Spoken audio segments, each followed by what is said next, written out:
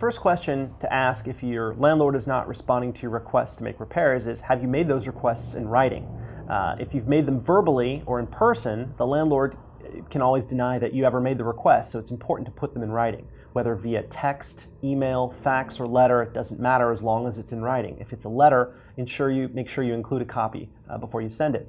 It's also important to include a deadline by which you expect the repairs to be made. That will hold the landlord accountable. If that deadline passes and there's been no response or the repairs haven't been made, it might be time to consider contacting a local code enforcement agency. Now, keep in mind this might affect a relationship between you and your landlord, but still you need these repairs made. In San Francisco, that entity is called the Department of Building Inspection. They'll actually send out an inspector to take a look at the unit, and they'll cite the landlord for any repairs that need to be made. Now, if a landlord doesn't make repairs that are listed in a notice of violation issued by a public entity after 35 days, the landlord actually cannot collect any rent, demand rent, issue a notice to pay rent or quit, or issue a rent increase.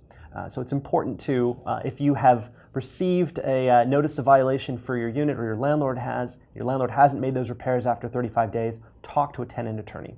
You have the option to withhold rent or pay for the repairs yourself and deduct that from your rent, but I never recommend that option because it usually results in a landlord filing a 3-day notice to pay rent or quit, which could be followed by an eviction lawsuit, and you want to avoid those.